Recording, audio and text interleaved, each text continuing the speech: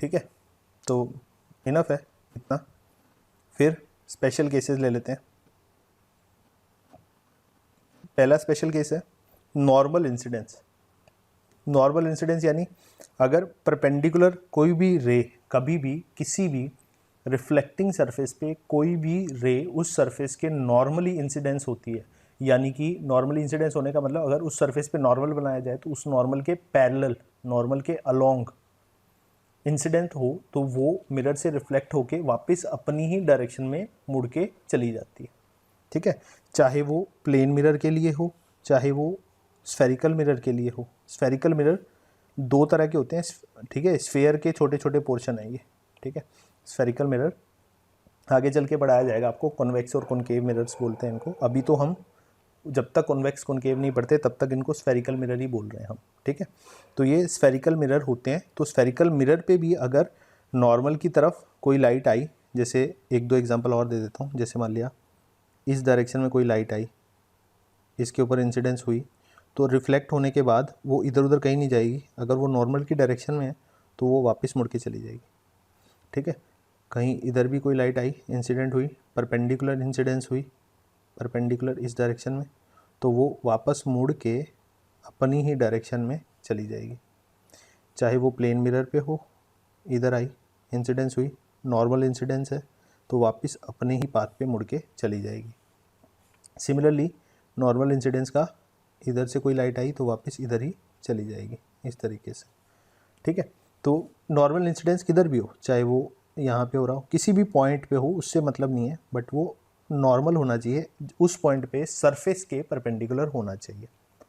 ठीक है, I hope इतनी बात क्लियर होगी। तो इसी स्टेटमेंट को हम लिखेंगे कैसे, ऐसे लिखेंगे, a light ray coming normal to the surface of the mirror, a light ray coming normal to the surface of the mirror after reflection from the mirror retraces its path. ठीक है, after reflection from the mirror retraces its path मतलब अपने ही रास्ते पे वापस चली जाती है, ट्रेस करती है अपना ही पाथ दोबारा से। ठीक है, ऐसा बोल सकते हैं। फिर उसके बाद ग्रेजिंग इंसिडेंस किसको बोलते हैं, सरफेस के पैरेलल इंसिडेंस। तो ग्रेजिंग इंसिडेंस में कोई भी रे अगर सरफेस के पैरेलल आएगी तो वो सीधी निकल जाएगी। ठीक है, चाहे वो प्लेन सरफेस पे हो, चाहे वो स्फेरिकल मिरर पे हो, किसी पे भी रिफ्लेक्टिंग सरफेस पे, तो इसको क्या बोलेंगे, a light ray coming parallel to the, a light ray coming parallel to the surface of the mirror remains undeviated. Remains undeviated मतलब अपने रास्ते से डेविएट नहीं होती, सीधी निकल जाती है। ठीक है, ऐसा बोल सकते हैं। तो ये नॉर्मल इंसिडेंस हो गई। उसके बाद अब हम बात करते हैं ऑब्जेक्ट की एंड इमेज की। ठीक है, ऑब्जेक्ट किसको बोलते हैं, इमेज किसको बोलते हैं। सबसे पहले ऑब्जेक्ट को पकड़ के चलते हैं। ऑब्जेक्ट क्या है, it is the point of intersection of incidents rays. तो मैंने आपको क्या बोला था स्टार्टिंग में कि एक्चुअल में रे कहाँ से आ रही होगी, किसी सोर्स से आ रही होगी, कहीं ना कहीं से लाइट आई, वो ऑब्जेक्ट के ऊपर पड़ी, फिर ऑब्जेक्ट से रिफ्लेक्ट होके जाएगी। तो अब हम क्या बोलेंगे, एक्चुअल में रे सोर्स को भूल दिया, पीछे का कहानी हटा दिया हमने कि एक्चुअल में लाइट आई कहाँ से। मेनली हम क्या बोल रहे हैं, सोर्स के ऊपर, ऑब्जेक्ट के ऊपर पड़ी तो ऑब्जेक्ट के ऊपर पड़ गई, अब ऑब्जेक्ट से चलेगी आगे।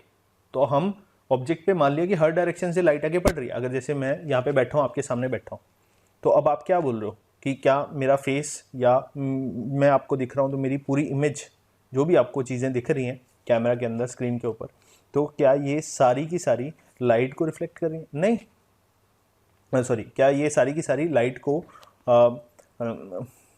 रिलीज कर रही है? क्या लाइट को एमिट कर रही है? नहीं, एमिट तो कोई भी नहीं कर रहा है, सोर्स तो कोई भी नहीं है। बट मेरे फेस पे चारों तरफ से रूम के अंदर लाइट जली हुई है, तो कहीं कहीं से लाइट आई जा रही है। तो वो जो लाइट आ रही है वो किधर से भी आ रही है, चारों तरफ से आ रही है, आप ये मान के चलो। अब मैं क्या बोल रहा हूँ, जो भी ऑब्जेक्ट पड़ा है वहाँ से लाइट चल रही है।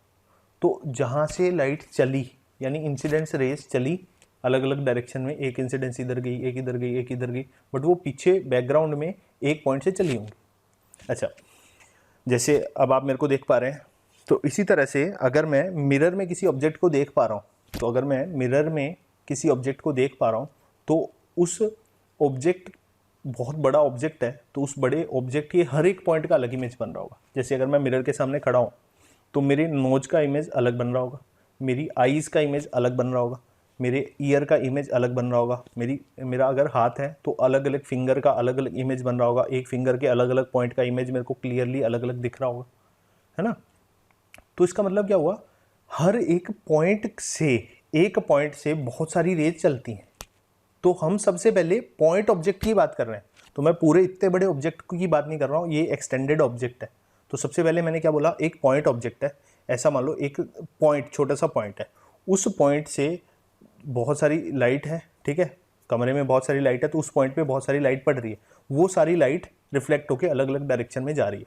तो हम क्या बोलेंगे, ऑब्जेक्ट से रेज निकली, ठीक है, कौन सी रेज, वो पीछे से कहीं से आई हैं, अब वो हमेशा ऑब्जेक्ट से निकलेंगी, ठीक है, वो ऑब्जेक्ट से निकली, अलग अलग डायरेक्शन में गई, ठीक है, तो वो ओरिजिनली उस पॉइंट से सारी की सारी निकली हैं। तो जहाँ पे उन सारों ने इंटरसेक्ट किया, वो कौन सा पॉइंट था, वो ऑब्जेक्ट था, वो पॉइंट ऑब्जेक्ट था जहाँ से वो सारी निकल रही थी, उसी पॉइंट पे उन्होंने इंटरसेक्ट किया था। तो हम क्या बोल रहे हैं, point of intersection of incident rays is known as object, ठीक है। तो जहाँ से रेज चलती हैं, जिस पॉइंट पे इंटरसेक्ट करती हैं, उस पॉइंट को बोलते हैं ऑब्जेक्ट। तो हम यहाँ पे पॉइंट ऑब्जेक्ट की बात कर रहे हैं, ठीक है। तो हमने क्या बोला कि मान लिया ये मेरे पास एक पॉइंट ऑब्जेक्ट है, ठीक है, और यहाँ मान लिया एक मिरर रखा हुआ है ऐसे, ठीक है। तो मान लिया यहाँ से एक रे चला दी मैंने ऐसे इस डायरेक्शन में, रेज तो हर डायरेक्शन में जा रही होंगी, एक रे चला दी मैंने इस डायरेक्शन में, एक रे चला दी मैंने इस डायरेक्शन में, ठीक है। तो अब ये सारी रिफ्लेक्ट होंगी मिरर से, ठीक है, ये सारी मिरर से रिफ्लेक्ट होंगी।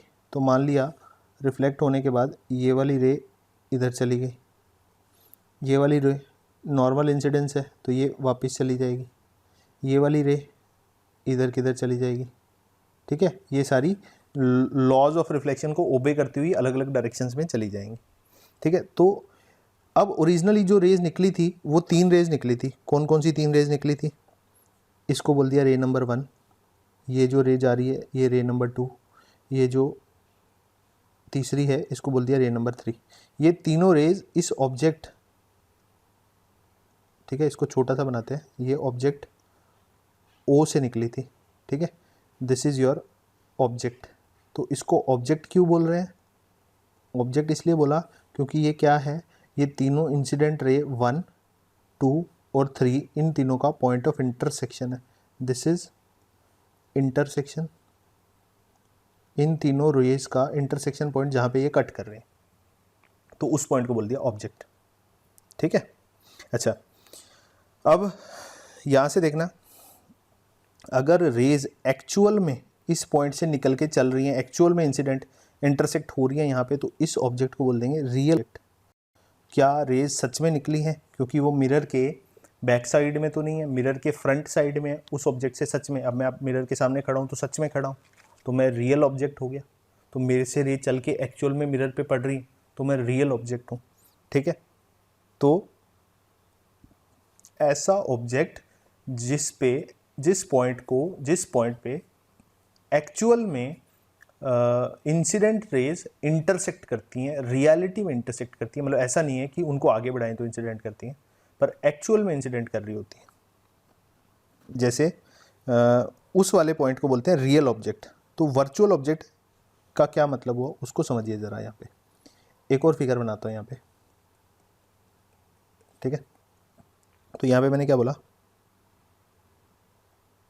मैंने बोला कि एक रे इस डायरेक्शन में आई, इस मिरर पे पड़ी, ठीक है, एक रे इस डायरेक्शन में आई, इस मिरर पे पड़ी, कहाँ से आई, कहीं से भी आई, ठीक है।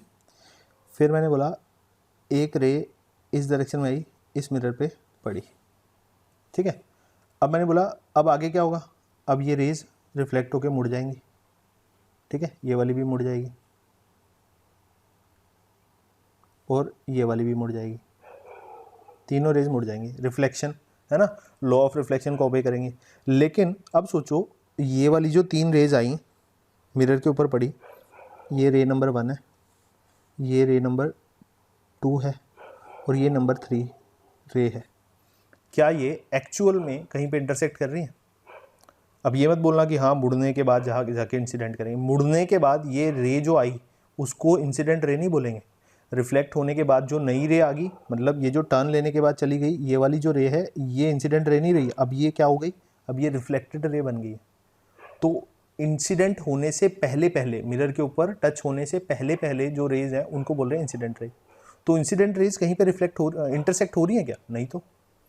तो उनको इंटरसेक्ट कराने के लिए अगर वो पीछे से डाइवर्जिंग है तो उनको इंटरसेक्ट कराने के लिए अपने ऐसे आगे बढ़ा देते हैं थोड़ा सा।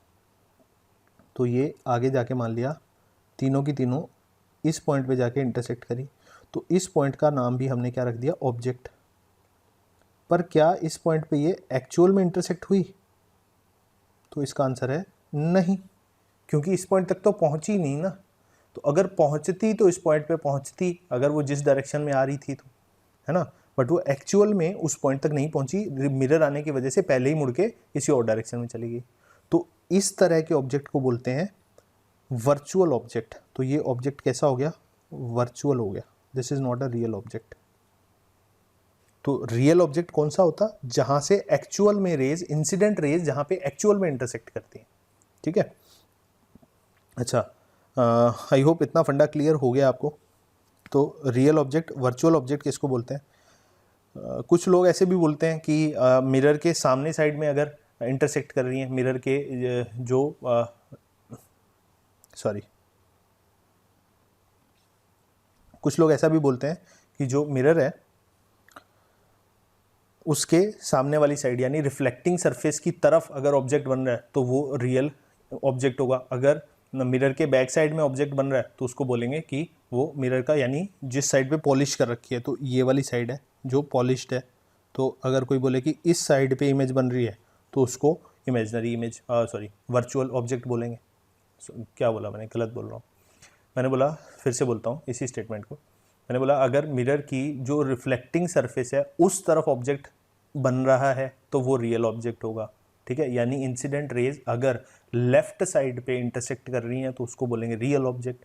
अगर पॉलिश्ड वाली साइड के पीछे इंटरसेक्ट कर रही हैं तो उनको उसको बोलेंगे वर्चुअल ऑब्जेक्ट, ऐसा भी बोल सकते हो आप। अब मैंने एक पॉइंट ऑब्जेक्ट लिया है, अब बड़ा ऑब्जेक्ट लेते तो बड़े ऑब्जेक्ट के हर पॉइंट का अलग इमेज बनता। मतलब बड़े ऑब्जेक्ट को आप क्या मान लो, बड़े ऑब्जेक्ट को छोटे छोटे छोटे छोटे छोटे पॉइंट ऑब्जेक्ट्स का कलेक्शन मान लो। मतलब जैसे मैं पूरा का पूरा आपके सामने खड़ा हूँ तो मैं एक एक्सटेंडेड ऑब्जेक्ट हूँ, तो इसका मतलब मेरे हर एक पॉइंट से, है ना, इमेज बन रही होगी, हर एक पॉइंट की अलग इमेज बन रही होगी। ठीक है, आँख की अलग, नाक की इमेज अलग, कान की इमेज अलग, हाथों की इमेज अलग। तो हर एक पॉइंट की अलग इमेज सामने मिरर में बन रही होगी अगर मिरर के सामने खड़ा हूँ तो मैं क्या मान सकता हूँ कि ये जो पूरा एक बड़ा ऑब्जेक्ट है, उस बड़े ऑब्जेक्ट को छोटे छोटे छोटे छोटे पॉइंट्स का कलेक्शन मान सकता हूँ। तो हर एक पॉइंट का अलग इमेज बनेगा सामने जाके। तो वहाँ पे हम एक्सटेंडेड ऑब्जेक्ट की बात करेंगे। यहाँ पे हमने क्या बात करी, सिर्फ पॉइंट ऑब्जेक्ट की। ठीक है, तो आई होप इतनी बात आपको समझ आ गई है। तो रियल ऑब्जेक्ट कब होगा, जब एक्चुअल में रेज इंटरसेक्ट करेंगी। वर्चुअल ऑब्जेक्ट तब होगा जब रेज इंटरसेक्ट करती हुई नजर आएंगी बट वो एक्चुअल में इंटरसेक्ट नहीं कर रही होंगी कहीं पे। ठीक है, आई होप ये वाला फंडा तो आपको समझ आ ही गया होगा। उसके बाद नेक्स्ट बात करते हैं अपने इमेज की। ठीक है, मान लिया फिर से मेरे पास एक मिरर है। ठीक है, तो मैंने क्या बोला कि यहाँ पे एक पॉइंट ऑब्जेक्ट है। ठीक है, पॉइंट ऑब्जेक्ट, तो यहाँ से मैंने कुछ रेज चलाई, किधर भी चला लो बेटा, ऐसा नहीं है कि किधर चलाऊँ मैं, जहाँ मन करे वहाँ चला लो। ठीक है, मैंने एक इस डायरेक्शन में चला दी तो लॉ ऑफ रिफ्लेक्शन ऑबे करा दिया इतने ही एंगल पे। अच्छा, रिफ्लेक्टेड वाली को अलग बनाएंगे, अलग कलर से बनाएंगे, थोड़ा और क्लियर बनेगा। ठीक है, एक इधर चला दी। अब मैं इधर एक हॉरिजॉन्टल इसलिए चलाता हूँ कि थोड़ा ज़्यादा क्लियरिटी हो जाता है, क्योंकि हॉरिजॉन्टल वाला हमेशा सीधा निकलता है। ठीक है, किधर भी चला लो, आपका जिधर मन करे उधर चला लो, किसी भी डायरेक्शन में मिरर की तरफ 3 रेज निकाल दो बस। ठीक है, अब ये 3 रेज क्या होंगी, लॉ ऑफ रिफ्लेक्शन को फॉलो करेंगे। अच्छा पहले नॉर्मल बना दिया, ये नॉर्मल बन गया। अब कलर चेंज करते हैं, रिफ्लेक्टेड रे बनाते हैं। तो रिफ्लेक्टेड रे आपको पता है कि सेम एंगल पे निकलती है, तो ये पहली वाली फर्स्ट रे की रिफ्लेक्टेड रे, इंसिडेंट वन, ये रिफ्लेक्टेड वन। ठीक है, फिर ये इंसिडेंट वन है, इसकी रिफ्लेक्टेड वन ये वाली हो गई, सॉरी इंसिडेंट टू है, ये वन नहीं है, इंसिडेंट टू रिफ्लेक्टेड टू। फिर ये इंसिडेंट थ्री रे है, ये नॉर्मल से उतने ही एंगल पे यहाँ एक रिफ्लेक्टेड थ्री निकली। ठीक है, अब मैंने क्या बोला, इमेज किसको बोला, point of intersection of reflected rays, point of intersection of reflected rays. तो यहाँ से देखना, reflected one, reflected two, reflected three, ये आगे जाके कहीं मिलेंगी क्या, ये तो डाइवर्ज हो रही हैं, यानी फैल रही हैं, दूर जा रही हैं एक दूसरे से, ये तो आगे जाके कभी मिलेंगी ही नहीं, ये तो दूर दूर जा रही हैं। तो अगर वो नहीं मिल रही है आगे जाके तो हम क्या करते हैं, उनको पीछे की तरफ बढ़ा देते हैं। ठीक है, जब उनको पीछे की तरफ बढ़ाया तो वो तीनों जाके एक ही पॉइंट पे इंटरसेक्ट करेंगी। तो अगर वो एक ही पॉइंट पे इंटरसेक्ट करेंगी, जिस पॉइंट पे उन्होंने इंटरसेक्ट करा उस पॉइंट को बोलेंगे इमेज। अब सोचो कि क्या ये एक्चुअल में इंटरसेक्ट हुई, तो अपने बोलेंगे नॉट इंटरसेक्टिंग एक्चुअली में इंटरसेक्ट तो होती है ना, कि यहाँ पे रे पहुंची होती, मिरर के बैक साइड में रे थोड़ी पहुंचती है ना। शीशा पड़ा हुआ है, क्या शीशे के पीछे कभी रे जाएगी क्या, नहीं, रिफ्लेक्ट होके चली जाएगी, वो तो पीछे तो जाएगी नहीं। हमने तो पीछे ऐसे ही वर्चुअली बढ़ा दिया, तो वर्चुअली बढ़ा दिया तो हमें शीशे के बैक साइड इमेज तो उसके पीछे दिखती है ना, हम शीशे में देख रहे हैं तो हमें इमेज तो ऐसा नजर आता है कि उसके अंदर है पीछे। तो वो जो इमेज आती है वो अपने को उतनी डिस्टेंस पे दिखती है जितने डिस्टेंस पे हमें लगेगा कि रेज जाके इंटरसेक्ट हो रही है उसके साथ। ठीक है, तो इस तरह से अपने इमेज बनाते हैं यहाँ पे। अच्छा ठीक है, तो आई होप आपको समझ में आ गया है कि इन रेज को पीछे जाके इंटरसेक्ट कराना है, तो जहाँ पे इंटरसेक्ट करेंगी उस पॉइंट को बोल देंगे इमेज। तो point of intersection of reflected rays, तो point of intersection of incident rays होगा तो ऑब्जेक्ट, रिफ्लेक्टेड रेज होगा तो फिर इमेज। फिर एक और बात क्या थी, रियल और वर्चुअल कब होगा, जब एक्चुअल में रेज इंटरसेक्ट कर रही है तो उसको बोलेंगे रियल ऑब्जेक्ट, और अगर एक्चुअल में रिफ्लेक्टेड रेज इंटरसेक्ट कर रही हैं तो उसको बोलेंगे रियल इमेज। अगर पीछे की तरफ बढ़ाने पे इंटरसेक्ट कर रही हैं तो अगर इंसिडेंट रेज पीछे की तरफ बढ़ाने पे इंटरसेक्ट करी तो उनको बोलेंगे वर्चुअल ऑब्जेक्ट, और अगर रिफ्लेक्टेड रेज पीछे की तरफ बढ़ाने पे इंटरसेक्ट कर रही है तो उनको बोलेंगे, उस पॉइंट ऑफ इंटरसेक्शन को बोलेंगे वर्चुअल इमेज। तो रियल तब जब एक्चुअल में इंटरसेक्ट हो रही है, वर्चुअल तब जब इंटरसेक्ट नहीं हो रही, पीछे बढ़ाने पे इंटरसेक्ट हो रही है। ठीक है, चाहे ऑब्जेक्ट हो चाहे इमेज है, दोनों ही केस में बस ऑब्जेक्ट किसके लिए होगा, इंसिडेंट रेज के लिए, इमेज किसके लिए होगा, रिफ्लेक्टेड रेज के लिए। ठीक है, तो इस तरीके से हमने डेफिनेशन बना लिया। ठीक है, इसी डेफिनेशन को हमने यहाँ पे लिख दिया, if reflected rays actually intersect at a point then the point is called real image. ठीक है, if reflected rays only seem to be intersecting at a point then it is called virtual image. तो यहाँ पे they only seem to be intersecting, इसीलिए ये image जो हो गया ये वर्चुअल हो गया। ठीक है, फिर रियल इमेज कब बनेगा, तो रियल इमेज प्लेन मिरर के केस में वर्चुअल ऑब्जेक्ट के लिए बनता है। जैसे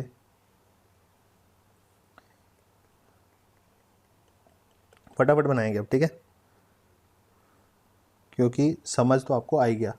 मान लिया कहीं से एक रे आई, ठीक है, यहाँ पे नॉर्मल बना देते हैं, कहीं से एक दूसरी रे आई। ठीक है, 3 रेज ऐसी बना रहा हूँ, 2 से भी काम चल सकता है। ठीक है, चलो इस बार 2 ही बनाता हूँ मैं, मान लिया 2 ही बनाई, कम से कम 2 रेज तो अपने को चाहिए, तीसरी बना ही नहीं रहे अब। ठीक है, अब मैं ये कह रहा हूँ ये इंसिडेंट रेज है, तो क्या ये इंटरसेक्ट कर रही है, नहीं कर रही। तो अगर ये इंटरसेक्ट नहीं कर रही तो इनको आगे बढ़ाओ, पहले सबसे पहला काम क्या करो, इनको आगे बढ़ाओ। इस वाली को आगे बढ़ाया, और सेकंड वाली को भी आगे बढ़ाया। ठीक है, तो ये जिस पॉइंट पे जाके इंटरसेक्ट हुई, ये वाला ऑब्जेक्ट रियल हुआ या वर्चुअल हुआ, बताओ फटाफट। वर्चुअल ऑब्जेक्ट है ना। वर्चुअल क्यों हुआ? क्योंकि एक्चुअल में इंटरसेक्ट नहीं की, और इंसिडेंट रेज हैं इसीलिए ये ऑब्जेक्ट हो गया। अच्छा, अब क्या लगेगा? लॉज ऑफ रिफ्लेक्शन अप्लाई होंगे, तो जितने एंगल पे आई थी उतने ही एंगल पे मुड़ जाएगी ये इधर। और इस वाली के लिए क्या होगा? ये नॉर्मल इंसिडेंस है तो वापस नहीं डायरेक्शन में। ठीक है, अब इनको आगे बढ़ाओ ज़रा, इसको आगे बढ़ाया तो ये तो एक्चुअल में जा रही है ना, और इसको भी आगे बढ़ाया तो ये भी एक्चुअल में जा रही है, तो ये जाके यहाँ पे इस पॉइंट पे जाके इंटरसेक्ट कर गई। तो इस पॉइंट को क्या बोलेंगे? इमेज। अब ये रियल इमेज है या वर्चुअल है? एक्चुअल में इंटरसेक्शन हो रहा है तो ये रियल इमेज है। आई होप आपको कहानी समझ आ गई। ठीक है, आगे बढ़ते हैं अब हम। Method of image formation. ठीक है, इमेज कैसे बनाई जाएगी। तो अभी तक क्या चल रहा है? अभी तक हम बहुत धीरे धीरे डिटेल में बेसिक्स पे काम कर रहे हैं। ठीक है, आप इस बात को समझिए बेटा कि जब भी हम बेसिक्स पे काम करेंगे तब हमेशा हम धीरे धीरे धीरे धीरे समझेंगे, एक एक एग्जाम्पल लेके बहुत स्लो स्लो चलेंगे। स्पीड तब हम बढ़ाएंगे जब हमारे बेसिक्स क्लियर हो जाएंगे, स्ट्रांग बन जाएंगे, जब हम थोड़े से एक्सपर्ट हो जाएंगे, सब्जेक्ट की एक एक बात हमें पता चल जाएगी, तब हम थोड़ा सा स्पीड बढ़ाने की तरफ जाएंगे। ठीक है, और एंड तक जाते जाते हम बहुत ही फास्ट काम करने लग जाएंगे। ठीक है, तो स्पीड बढ़ाने के लिए हमेशा शुरुआत में धीरे धीरे चलो, बिल्कुल धीरे धीरे एक एक बात को, एक एक लाइन को समझ समझ के चलो, फिर जाके हमें कॉन्सेप्ट क्लियर होते हैं। ठीक है, तो आई होप यहाँ तक आपको कॉन्सेप्ट क्लियर हो रहे हैं अच्छे से। अब इमेज फॉर्मेशन का तरीका, उसके 3 स्टेप बना दिए मैंने। ठीक है, आसान सा तरीका है। सबसे पहला स्टेप यही है कि ऑब्जेक्ट जहाँ पे भी रखा हुआ है उससे कोई भी 2 इंसिडेंट रेज निकाल दो, जहाँ आपका मन करे, जिस डायरेक्शन में मन करे उधर निकाल दो। बस इतना कोशिश करो कि वो जाके मिरर पे टकराएं। ठीक है, ऐसा नहीं है कि कहीं और भगा दी दुनिया में, मिरर कहीं और बैठा है, मिरर पे टकराओ। ठीक है, मिरर की डायरेक्शन में भेजो कोई भी 2 रेज। ठीक है, किसी भी डायरेक्शन में 2 रेज भेज दो जहां आपका मन करे। अच्छा, फिर उसके बाद जब वो उस पॉइंट पे जाके इंटरसेक्ट करेंगी तो मिरर के ऊपर पहुंचते ही जिस पॉइंट पे गई वहां पे इमीडिएटली नॉर्मल बनाया, नॉर्मल बना के लॉ ऑफ रिफ्लेक्शन लगाया। लॉ ऑफ रिफ्लेक्शन क्या कहता है? Angle of incidence is equal to angle of reflection. ठीक है, तो उस पॉइंट पे जहां पे रे आपने जिधर भी बनाया, मिरर पे जहां पे जाके इंटरसेक्ट किया, फटाफट नॉर्मल बनाया, नॉर्मल बना के एंगल ऑफ इंसिडेंस के बराबर एंगल ऑफ रिफ्लेक्शन बना के रिफ्लेक्टेड रे ड्रॉ कर दिया वहां पे। तो दोनों रेज का रिफ्लेक्टेड रे बन गया। अब आप देखो रिफ्लेक्टेड रे आगे जाके इंटरसेक्ट करती हैं या पीछे जाके इंटरसेक्ट करती हैं। अगर आगे जाके इंटरसेक्ट करती हैं तो रियल इमेज बनेगा, और अगर पीछे जाके इंटरसेक्ट कर रही हैं तो वर्चुअल इमेज बन जाएगा। ठीक है, ये तरीका है। वैसे अभी आपको पीछे दिखा चुका हूँ, वही वाली चीज़ है। ठीक है, तो वही 3 स्टेप्स हैं। तो एक बार फिर से फटाफट दिखा देता हूँ आपको यही वाली बात। ये मान लिया मिरर बना दिया हमने। ठीक है, इस बार वाइट रेज लेते हैं हम, ये हमारी वाइट रेज आई, तो मैंने बोला ऑब्जेक्ट ये है। अब आपका जिधर मन करे उधर 2 रेज ले लो। अब मैं पहले नॉर्मल ले रहा था, अब मैं नॉर्मल भी नहीं ले रहा हूँ। ये लो, एक रे मैंने इधर भेज दी, एक रे मैंने इसी के थोड़ा सा नीचे भेज दी। ये लो, जिधर आपका मन करे उधर। ठीक है, मैंने इधर 2 रेज भेज दी। अब मैं क्या करूँगा, फटाफट से पहला काम, इधर भी एक नॉर्मल बनाया, फटाफट से इधर भी एक नॉर्मल बनाया। ठीक है, अब अगला स्टेप क्या है? अगला स्टेप है apply the laws of reflection. तो लॉज ऑफ रिफ्लेक्शन अप्लाई करते हैं। ठीक है, इतने ही एंगल पे एक रे इधर निकाल देते हैं। ठीक है, और इतने ही एंगल पे एक रे इधर निकाल देते हैं। ये निकल गई। ठीक है, एक सेकेंड, थोड़ा सा एक्यूरेट बनाते हैं। ये निकाल दी। ठीक है, मेक श्योर कि angle of incidence angle of reflection के बराबर आना चाहिए। अब क्या हुआ? अब ये आगे की तरफ तो जाके मिल नहीं रही, मुझे दिख रहा है डाइवर्ज हो रही है। तो फिर क्या करूँ, पीछे की तरफ बढ़ा देता हूँ। ठीक है, पीछे की तरफ दोनों को बढ़ाना चालू करो। मेक श्योर कि सीधी सीधी स्ट्रेट लाइन में बढ़ाओ, तभी ज़्यादा एक्यूरेसी आएगी फिगर में। ठीक है, तो ये मैंने स्ट्रेट लाइन में ऐसे पीछे की तरफ बढ़ा दिया, और मैंने इसको भी बढ़ा दिया। तो ये जाके कहाँ मिली? ठीक है, एक सेकेंड, थोड़ा सा फिगर सही करके बनाते हैं तभी मज़ा आएगा।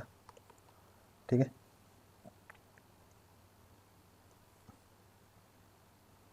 ये मान लिया यहाँ पे जाके इस पॉइंट पे इंटरसेक्ट होगी। ठीक है, इस पॉइंट पे इंटरसेक्ट होगी तो ये जो पॉइंट आया इसको बोलेंगे इमेज। इस तरह से इमेज बनाते हैं।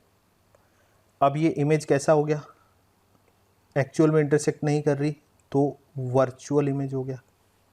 और ये ऑब्जेक्ट रियल ऑब्जेक्ट था, क्यों? क्योंकि इंसिडेंट रेज एक्चुअल में इंसिडेंट कर रही थी इस पॉइंट पे। ठीक है, आई होप आपको इमेज फॉर्मेशन का तरीका समझ में आ गया। ठीक है, किसी भी टाइप का मिरर हो बेटा, चाहे वो कॉनकेव मिरर हो, चाहे वो कॉन्वेक्स मिरर हो, आगे चल के आप वो भी पढ़ने वाले हो, तो उसमें भी यही मेथड है। लॉज ऑफ रिफ्लेक्शन उसके लिए नहीं बदलेंगे, सेम ही लॉज लगेंगे। वहाँ पे आपको नॉर्मल ध्यान से ड्रॉ करना होगा। यहाँ पे तो आपको नॉर्मल सीधा सीधा दिख जाता है। वहाँ पे सरफेस के परपेंडिकुलर है ना, स्फेरिकल मिरर में सेंटर से पास करने वाले रेडियस की डायरेक्शन में कोई भी एक स्ट्रेट लाइन को आप नॉर्मल बोलते हो वहाँ पे। तो वहाँ पे भी जिस पॉइंट पे जाके इंसिडेंट हुआ, चाहे वो स्फेरिकल मिरर है कोई भी है, वहाँ पे नॉर्मल बनाया, नॉर्मल पे फिर से क्या करा, लॉ ऑफ रिफ्लेक्शन लगा दिया, एंगल ऑफ इंसिडेंस बराबर एंगल ऑफ रिफ्लेक्शन।